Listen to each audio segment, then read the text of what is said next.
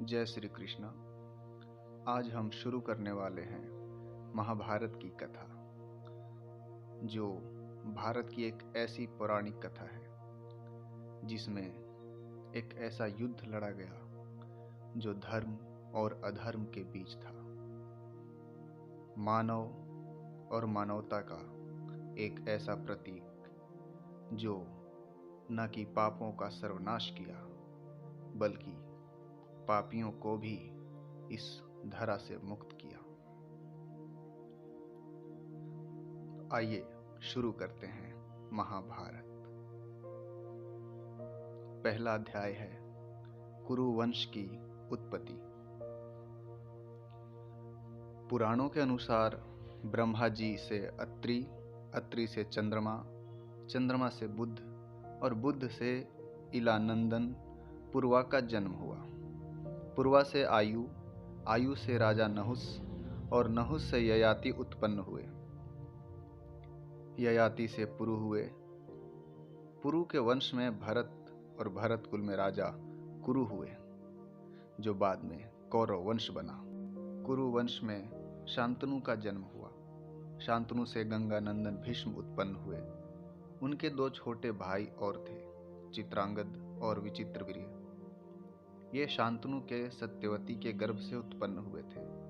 शांतनु के स्वर्ग लोक चले जाने पर भीष्म ने अविवाहित रहकर अपने भाई विचित्रवीर्य के राज्य का पालन किया। भीष्म महाभारत के प्रमुख पात्रों में से एक हैं। ये महाराजा शांतनु के पुत्र थे। अपने पिता को दिए वचन के कारण इन्होंने आजीवन ब्रह्मचर्य का व्रत लिया। इन्हें इच्छा मृत्यु का वरदान प्राप्त था, जिन्हें हम भीष्म प्रतिज्ञा के नाम से भी जानते हैं। एक बार हस्तिनापुर नरेश दुष्यंत आखेट खेलने वन में गए हुए थे। जिस वन में वे शिकार के लिए गए थे, उसी वन में कण्व ऋषि नाम का एक ऋषि थे, जिनका आश्रम था। कण्व ऋषि के दर्शन करने के लिए महाराज दुष्यंत उनके आश्रम पहुंच गए।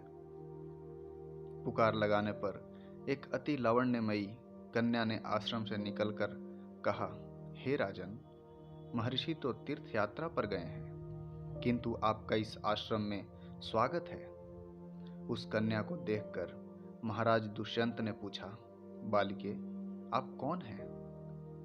बालिका ने कहा, मेरा नाम शकुंतला है और मैं कण्व ऋषि की पुत्री हूँ। उस कन्या की बात सुनकर महाराज दुष्यंत आश्चर्यचकित होकर बोले, महर्षि तो अजन्म ब्रह्मचारी हैं, फिर आप उनकी पुत्री कैसे हुई?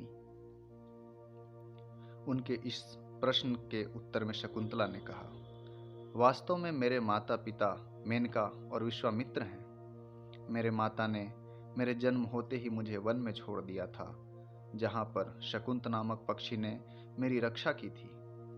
इसीलिए मेरा नाम शकुंतला पड़ा।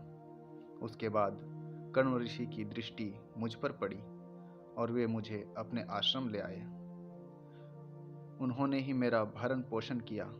जन्म देने वाला, भरण पोषण करने वाला तथा अन्न देने वाला, ये तीनों ही पिता कहे जाते हैं। इस प्रकार कण्व ऋषि मेरे पिता हुए। शकुंतला के वचनों को सुनकर महाराज दुष्यंत ने कहा, शकुंतले, तुम क्षत्रिय कन्या हो।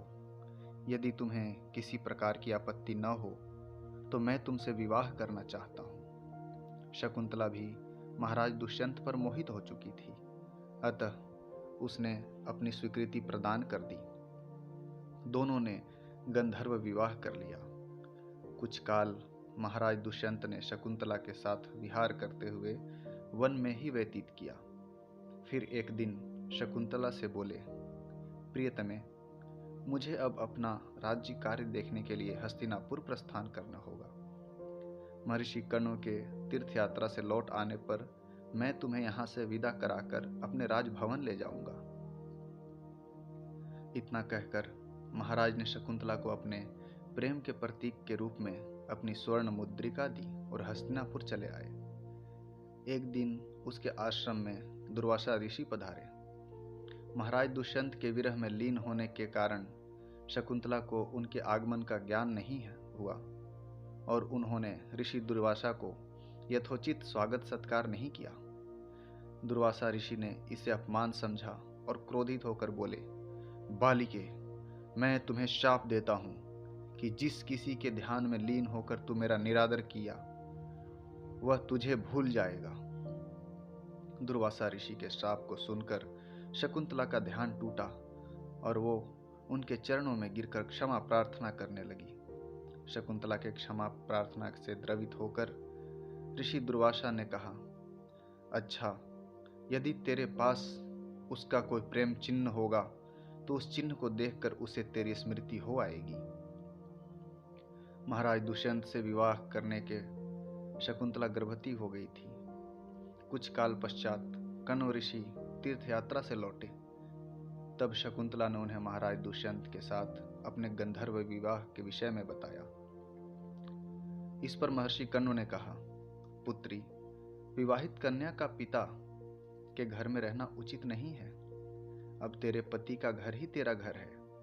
इतना कहकर महर्षि ने शकुंतला को अपने शिष्यों के साथ हस्तिनापुर भिजवा दिया।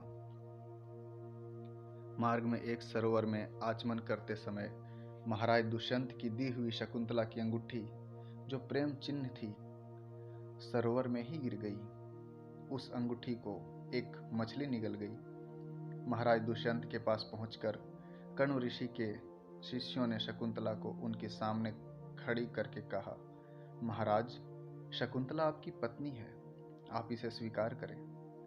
महाराज तो दुर्वासा ऋषि के शाप के कारण शकुंतला को विस्मृत कर चुके थे, अतः उन्होंने शकुंतला को स्वीकार नहीं किया। उस पर उल्टा होने का लांछन लगाने लगे। शकुंतला का अपमान होते ही आकाश में जोरों की बिजली कड़क उठी। सबके सामने उसकी माता मेनका से उसे उठा ले गई। जिस मछली ने शकुंतला की अंगूठी को निगल लिया था, एक दिन वह मछुआरे के जाल में आ फंसी। जब मछुआरे ने उसे काटा तो उसके पेट से अंगूठी निकली। मछुआरे ने उस अंगूठी को महाराज दुष्यंत के पास भेंट के रूप में भेज दिया। अंगूठी को देखते ही महाराज को शकुंतला का स्मरण हो आया और वे अपने कृत्य पर पश्चाताप करने लगे। महाराज ने शकुंतला को बहुत ढूंढवाया, किंतु उसका पता नहीं चला। कुछ दिनों के बाद देवराज इंद्र के निमंत्रण पाकर देवासुर संग्राम में उनकी सहायता करने के लिए महाराज दुष्यंत इंद्र की नगरी अमरावती गए। संग्राम में विजय प्राप्त करने के पश्चात जब वे आकाश मार्ग से हस्तिनापुर लौट रहे थे तो मार्ग में उन्हें कश्यप ऋषि का आश्रम दृष्टिगत हुआ। उनके दर्शनों के लिए वे वहां रुक गए। आश्रम में एक सुंदर बालक एक भयंकर सिंह के साथ खेल रहा था। मेनका ने शकुंतला को कश्यप ऋषि के पास लाकर छोड़ा था तथा वह बालक शकुंतला का ही पुत्र था। उस बालक को देखकर महाराज के हृदय में प्रेम की भावना उमड़ पड़ी। वे उसे गोद में उठाने के लिए आगे बढ़े तो शकुंतला की सखी चिल्ला उठी, हे भद्र पुरुष, आप इस बालक को न छुएं, अन्यथा उसकी भुजा में बंधा काला डोरा सांप बनकर आपको डस लेगा। यह सुनकर भी दुष्यंत स्वयं को रोक न सके और बालक को अपने गोद में उठा लिया।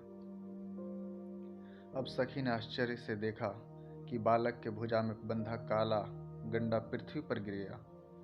सखी को ज्ञात था कि बालक को जब भी उसका पिता अपने गोद में लेगा वह काला डोरा पृथ्वी पर गिर जाएगा।